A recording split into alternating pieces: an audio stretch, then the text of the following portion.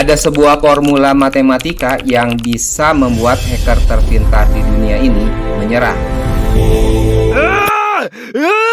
Formula ini berdasarkan rahasia alam semesta yang paling aneh.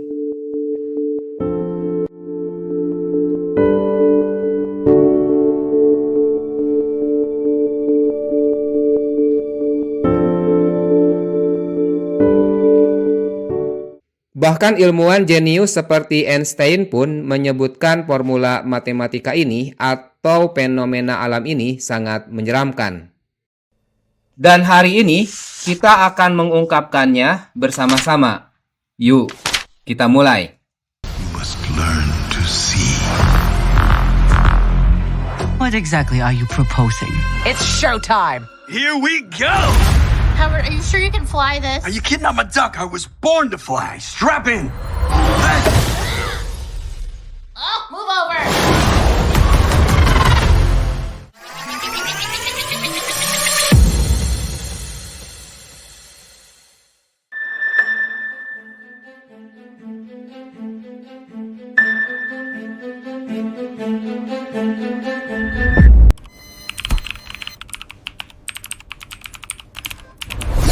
Systems are down. We have a major breach.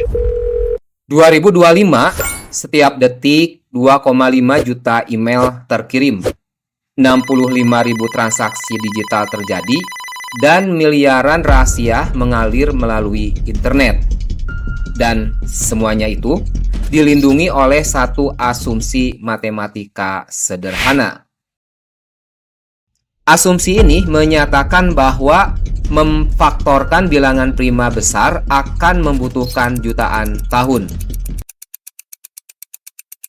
Akan tetapi, komputer kuantum mengubah permainan. Shor algoritma dapat memecahkannya dalam hanya hitungan 129 detik. Mari kita mundur ke tahun 1984. Di laboratorium IBM, Charles Bennett menatap persamaan di papan tulis. Dia baru saja menyadari sesuatu yang akan mengubah dunia. Bersama Giles Brazard, mereka menemukan cara memanfaatkan keanehan kuantum untuk keamanan, dan mereka menyebutnya sebagai protokol BB84.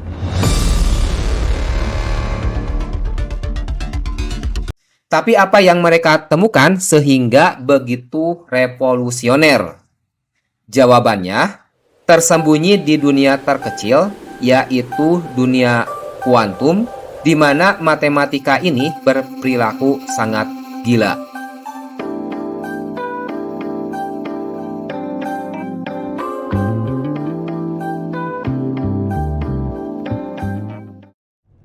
Kenalkan, ini Alice, kriptografer kita.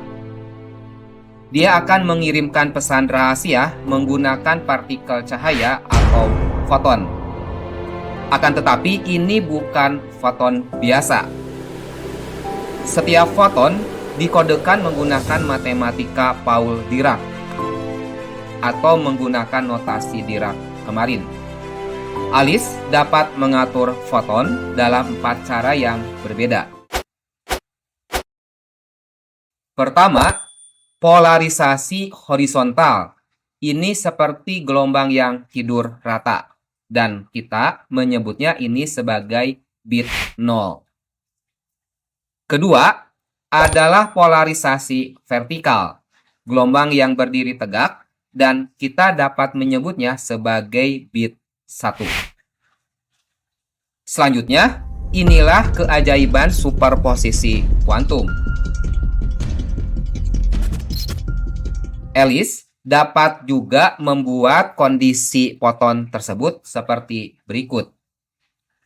Ketiga, yaitu polarisasi diagonal plus kombinasi horizontal dan vertikal dengan koefisien 1/2. Lalu keempat, polarisasi diagonal minus juga kombinasi tapi dengan tanda yang berlawanan. Koefisien 1/akar 2 ini bukan angka sembarangan. Ini adalah akar kuadrat dari probabilitas kuantum. Foton diagonal benar-benar berada di dua keadaan sekaligus sampai kita mengukur foton tersebut.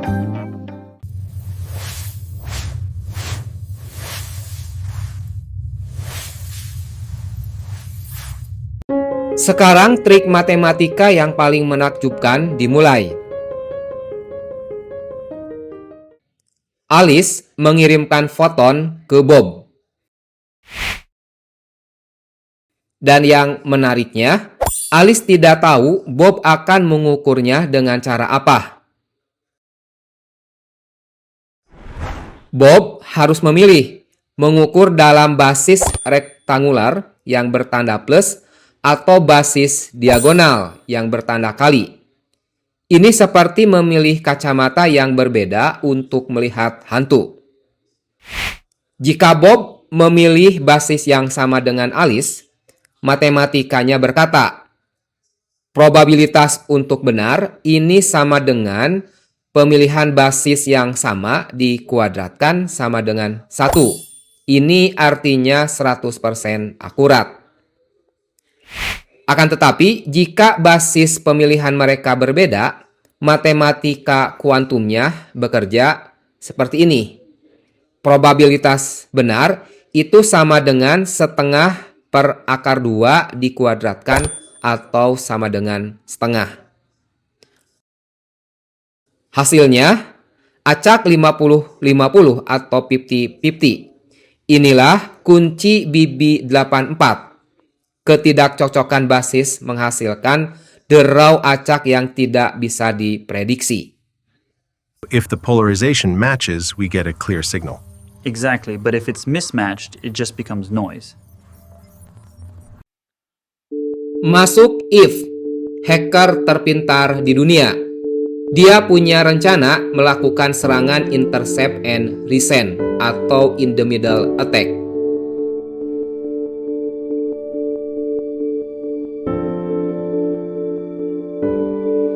Akan tetapi, If menghadapi dilema matematika yang mustahil dipecahkan. Untuk melakukan penyadapan, dia harus mengukur foton dari Alice terlebih dahulu. Dan disinilah alam semesta melawan If. Prinsip ketidakpastian kuantum atau prinsip ketidakpastian Heisenberg menyatakan dua pengukuran kuantum yang berbeda tidak dapat dilakukan secara bersamaan dengan sempurna.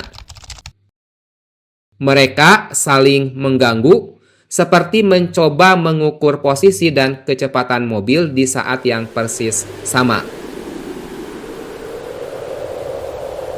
Ini artinya If tidak dapat mengukur kedua basis secara bersamaan dengan akurat. Dia harus memilih salah satu, menebak yang lain, dan 50% dari waktu dia ini akan salah. Ketika If salah menebak, dia memperkenalkan kesalahan. Secara matematis, quantum bit error rate yang If miliki adalah setengah dikali setengah atau 25%. Ini merupakan tingkat kesalahan yang cukup sangat besar, ya. Quantum bit error sebesar 25% ini seperti sidik jari kuantum yang tidak bisa dihapus oleh If. Alice dan Bob kini berubah menjadi detektif statistik. Mereka membandingkan sebagian qubit mereka dengan uji hipotesis. Apabila quantum bit error rate-nya lebih kecil sama dengan 11%, ini berarti komunikasi yang mereka lakukan adalah aman. Dan apabila quantum bit error rate lebih besar dari 11%, ini berarti terdapat penyadapan. Uji statistik yang mereka gunakan menggunakan formula Z sama dengan quantum bit error rate yang diamati dikurangi 0,11 dibagi dengan standar deviasi. Dan ini mengandung makna, jika nilai Z melewati ambang batas, tertangkaplah si If ini. if terdeteksi oleh hukum fisika dan terbuktikan oleh matematika yang tidak dapat dibohongi. Ini bukan kebetulan, ini adalah kepastian. Hukum probabilitas kuantum tidak pernah salah.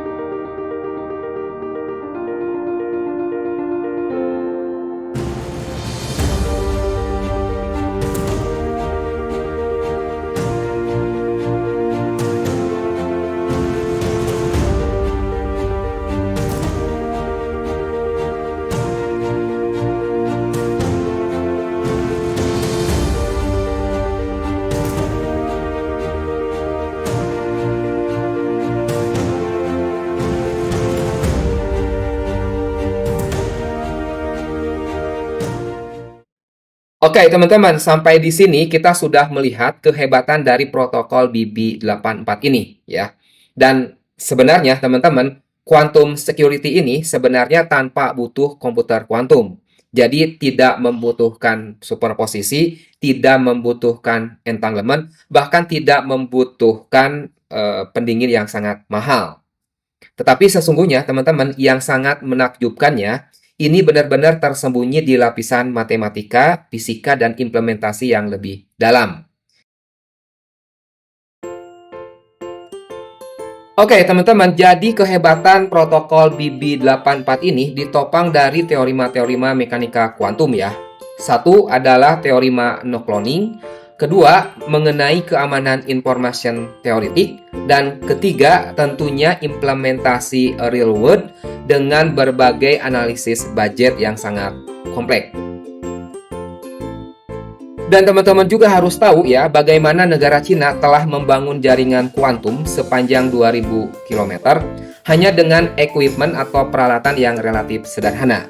Dan teman-teman juga harus tahu mengapa Wall Street mengalokasikan dana miliaran untuk teknologi yang bisa jalan di infrastruktur yang sekarang. Dan yang paling menarik teman-teman harus tahu bagaimana para hacker kuantum atau para hacker yang menggunakan komputer kuantum ini kelak akan melawan BB84. Dan untungnya fisika dan matematika nanti akan melindungi kita dari serangan hacker kuantum yang melawan atau menyerang protokol BB84 ini. Inilah saatnya teman-teman masuk ke level yang selanjutnya ya. Saatnya teman-teman masuk ke level yang lebih tinggi. Untuk teman-teman yang serius ingin menguasai implementasi praktis dari quantum key distribution ini atau mengenai kriptografi kuantum dari perhitungan engineering hingga deployment real world-nya, atau bagi teman-teman yang ingin mempelajari lebih dalam mengenai pemrograman ya, dunia pemrograman, mengenai microservice, mengenai event driven arsitektur, serta mengenai bagaimana teman-teman dapat memimpin engineering timnya, berusaha menjadi leader terbaik untuk mereka, saya mengundang teman-teman semua untuk bergabung dengan Quantum Insider Membership. Ini merupakan para tim legend dan teman-teman dapat akses ke eksklusif konten-konten matematika tingkat lanjut, fisika tingkat lanjut, pemrograman tingkat lanjut yang tidak akan teman-teman temukan di manapun. Kenapa? Karena ini dibuat oleh saya secara langsung dengan pendekatan yang lebih mudah dipahami, tetapi penjelasan yang lebih dalam. Dan dijelaskan oleh saya yang memiliki pengalaman 25 tahun di pemrograman, serta memiliki pemahaman yang kuat mengenai matematika tingkat lanjut dan fisika mekanika kuantum yang jarang orang menguasainya. Serta teman-teman, jangan lupa bahwa kita juga akan membuat video mengenai BB84 Expand Mode. Jadi teman-teman nanti di versi yang lebih lanjut dari pembahasan BB84 ini, teman-teman akan diberikan pembahasan mengenai bukti lengkap teorema no cloning ya, mengenai derivasi formula secret key rate, mengenai analisis keamanan informasi teoritik. Lalu kita juga akan membahas mengenai budget kerugian fiber optik, detektor noise analysis ya, integrasi dengan existing telekomunikasi serta ya cost benefit analysis. Kita juga di bagian protokol yang merupakan game changing ya di BB84 ini, kita akan bahas di materinya mengenai bagaimana melawan photon number splitting gitu ya, bagaimana kita menerapkan QKD dan bagaimana kita juga menerapkan continuous variable QKD tentunya di ruang Hilbert yang tidak berhingga. Dan teman-teman nanti akan disuguhkan juga mengenai real attack skenario ya, hacker serta visualisasinya serta bagaimana hacker yang pernah berhasil. Lalu kita juga akan berbicara mengenai patch matematika untuk dapat menahan serangan dari hacker tersebut ya, serangan dari hacker yang menggunakan komputer kuantum untuk menyerang BB8 ini. Dan tentunya teman-teman dapat akses juga nanti di beberapa video kita untuk bagaimana teman-teman bisa membuat code ya, bisa melakukan pemrograman di alam kuantum. Tentunya menggunakan Quantum Lab Simulator, menggunakan salah satunya protokolnya Qiskit.